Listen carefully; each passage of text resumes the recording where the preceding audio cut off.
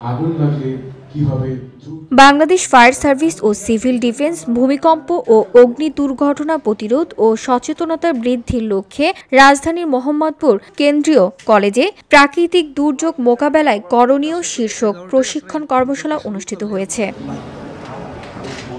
৩০ November রবিবার বেলা ১১টায় মোহাম্মদপুর কেন্দ্রীয় কলেজ প্রাঙ্গণে কর্মশালাটির উদ্বোধন করেন মোহাম্মদপুরে ফায়ার সার্ভিসের senior station officer Mohammad Fashir Uddin সরকার।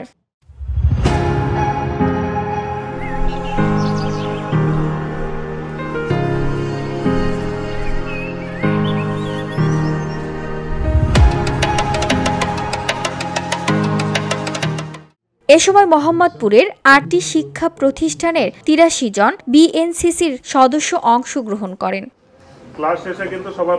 উদ্বোধনী বক্তব্যে ফায়ার সার্ভিসের senior station officer Mohammad Fashir Uddin Sarkar বলেন, সম্প্রতি ভূমিকম্পের পরে মানুষের মধ্যে এক ধরনের আতঙ্ক কাজ করছে। ভূমিকম্পের কোনো পূর্বাভাস থাকে না, তবে আমাদের পূর্ব প্রস্তুতি সবচেয়ে বেশি প্রয়োজন। এসব ক্ষেত্রে যদি পূর্ব প্রস্তুতি থাকে তাহলে যে কোনো ধরনের প্রাকৃতিক দুর্যোগ আমরা মোকাবেলা করতে পারব।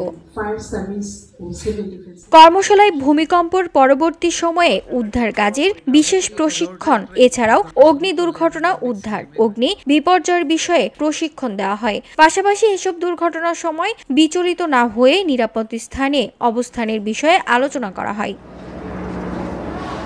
এ সময় আরও উপস্থিত ছিলেন মোহাম্মদপুর কেন্দ্রীয় কলেজের ডক্টর এইচ.এম. অলিউল্লাহ, লিয়াকত আলী, কেন্দ্রীয় কলেজ বিএনসিসির পিইও শারমিন আফরোজ, বিএনসিসির কেন্দ্রীয় কলেজের প্রশিক্ষক মোহাম্মদ মনসুর আলম, ফায়ার ফাইটার মোহাম্মদ হারুনুর রশিদ সহ ফায়ার সার্ভিস মোহাম্মদপুর স্টেশনের কর্মকর্তারা।